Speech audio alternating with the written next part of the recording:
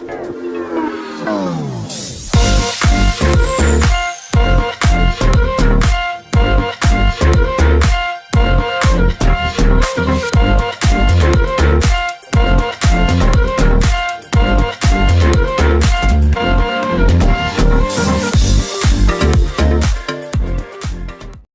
semua, salam sejahtera Malaysia. Selamat datang ke channel Fels Lifestyle. Saudara-saudara, tuan-tuan dan puan-puan, satu isu hangat menarik hari ini berkaitan dengan status Tun Dr. Mahathir. Memang ramai yang berpendapat bahwa Tun Dr. Mahathir tidak lagi relevan di dalam dunia politik tanah air pada ketika ini. Tapi ada juga yang mungkin berpendapat beliau masih relevan. Mungkin peminat-peminatnya masih ada yang berpendapat Tun Dr. Mahathir masih relevan. Namun, saudara-saudara, apa yang kita dapat lihat di media sosial, kebanyakannya seperti mahu Tun Mahathir untuk berehat.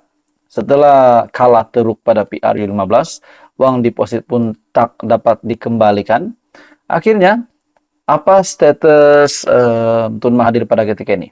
Namun kita tahu, setiap kenyataan Tun Mahathir itu di dalam media, kita dapat melihat bahwa Tun Mahathir sedang melawan kerajaan yang ada hari ini yang dipimpin oleh Datuk Seri Anwar Ibrahim. Dalam satu artikel dari Malaysia Kini, Nazri cadangkan kerajaan guna akta hasutan pada Mahathir. Bekas ahli Parlimen UMNO, Nazri Abdul Aziz, menggesa tindakan di bawah akta hasutan diambil terhadap Dr. Mahathir Mohamad kerana kritikan bekas Perdana Menteri itu terhadap kerajaan. Ini pasti satu perkara yang mengejutkan.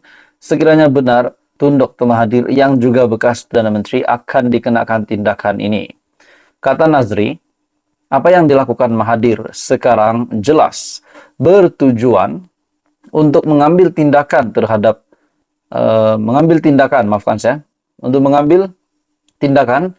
terhadap kata Nazri, apa yang dilakukan Mahathir jelas bertujuan untuk menghasut rakyat supaya membenci kerajaan sedia ada. Kerajaan tidak perlu takut untuk mengambil tindakan terhadap Mahathir walaupun dia bekas Perdana Menteri. Semasa zaman Mahathir sebagai Perdana Menteri, sesiapa yang mengadakan perhimpunan mengkritik kerajaan dianggap menentang pentadbiran dan dihukum di bawah Akta Keselamatan Dalam Negeri ataupun ISA. Jadi, tidakkah mungkin Mahathir pun boleh dikenakan akta ini, yaitu Akta Keselamatan Dalam Negeri ISA? Kalau Anda tidak percayakan saya, tanya Ibrahim Ali. Katanya seperti dilaporkan Esra Awani, merujuk kepada Presiden Parti Bumi Putra Perkasa Malaysia ataupun Putra dalam artikel ini. Ibrahim adalah antara individu yang pernah ditahan di bawah ISA melalui Op Lalang yang kontroversi pada tahun 1987. Ketika itu Mahathir menjadi Perdana Menteri untuk kali pertama. Bagaimanapun, selepas lebih 35 tahun, Mahathir dan Ibrahim kini bekerja sama dalam Putra. Ibrahim menjadi presiden, manakala Mahathir pula menjadi penasihat parti itu. Nazri berkata, demikian susulan kenyataan Mahathir bahwa wujud campur tangan kerajaan di sebalik pembatalan tempahan lokasi untuk penganjuran proklamasi orang Melayu yang dirancangnya Ahad lepas. Jadi tuan-tuan dan puan semua, Nazri berkata demikian, susulan satu kenyataan daripada bekas Perdana Menteri tersebut, yaitu Tun Dr. Mahathir, bahwa wujud campur tangan kerajaan di sebalik pembatalan tempahan lokasi untuk penganjuran proklamasi orang Melayu. Jadi tuan-tuan dan puan semua, ini pasti satu isu yang mengejutkan bagi saya. Secara pendapat pribadi saya, ini satu isu yang pasti mengejutkan ke bawah Duli Yang Maha Mulia yang di Pertuan Agong dan juga kepada Raja-Raja Melayu. Di mana Nazri berpendapat bahwa Mahathir layak untuk dikenakan akta ini, yaitu Akta Keselamatan, dihukum di bawah Akta Keselamatan Dalam Negeri, susulan kenyataan Mahathir bahwa wujud campur tangan kerajaan di sebalik pembatalan tempahan lokasi untuk penganjuran proklamasi orang Melayu yang dirancangnya. Jadi mungkin ramai orang yang sudah tidak percaya kepada Mahathir lagi. Bekas ahli parlimen Langkawi itu bagaimanapun tidak memberikan bukti untuk menyokong dakwaan tersebut.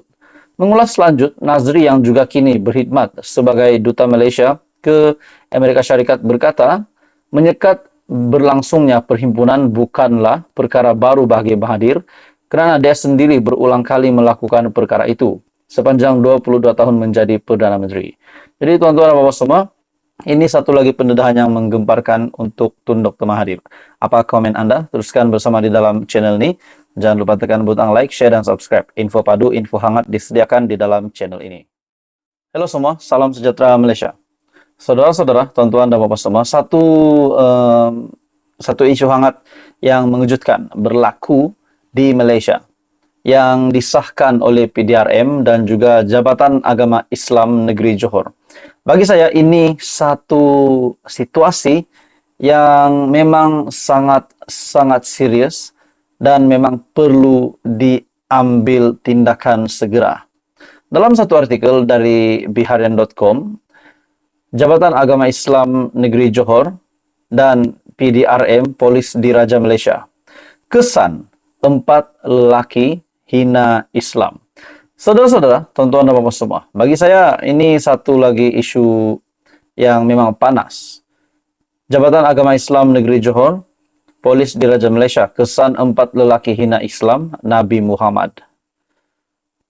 Jabatan Agama Islam Negeri Johor dan PDRM sedang mengesan 4 lelaki dipercayai ahli kumpulan ajaran sesat C-Hulk ataupun C-H-U-L-K, Hulk, yang menghina Islam dan Nabi Muhammad di aplikasi TikTok baru-baru ini.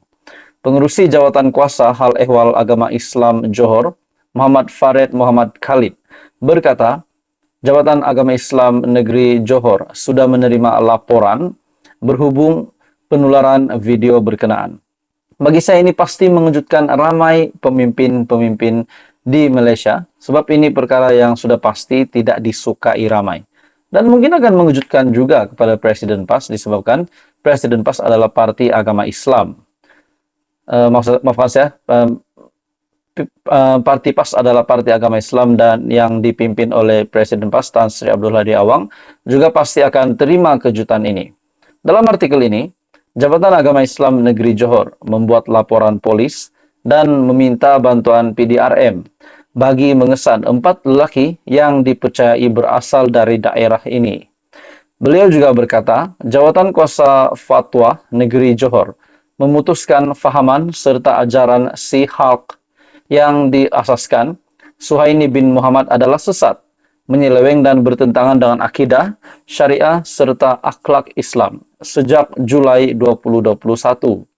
Dalam video yang tular itu, dengar seperti mereka sebut Syiah, tapi sebenarnya itu adalah ajaran sesat C-Hulk. Video tular 4 lelaki mengenai ajaran C-Hulk ini bermakna ajaran sesat ini masih ada pengikut setia di negeri ini, walaupun sudah diharamkan 2 tahun yang lalu.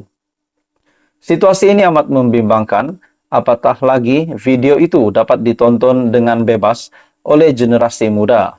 Oleh itu, Jabatan Agama Islam Negeri Johor dan Polis Diraja Malaysia sedang giat mengesan 4 lelaki berkenaan bagi tindakan susulan. Kerajaan Johor memberi amaran kepada pelaku di dalam video terbabit dan mana-mana pihak supaya menghentikan penyebaran ajaran sesat ini. Jika tidak, tindakan undang-undang akan diambil, katanya pada sidang media. Sejak kemarin, video tular berdurasi 1 menit 17 saat itu memaparkan 4 lelaki mengaku menyokong ajaran C-Hulk dan menyebut beberapa ayat yang menyeleweng akidah, antaranya Nabi Muhammad. Dan itulah, bagi saya ini satu perkara yang serius, situasi yang serius dan perlu dibendung segera. Dalam pada itu, Muhammad Farid yang juga adun Semerah berkata, sekurang-kurangnya 21 ajaran sesat dikesan di Johor, serta diletakkan dalam senarai fatwa dan warta berkaitan akidah negeri itu. Jadi tuan-tuan dan bapak semua, apa komen Anda? melalui satu artikel yang sangat panas ini, di mana Jabatan Agama Islam Negeri Johor PDRM, kesan 4 lelaki hina Islam Nabi Muhammad.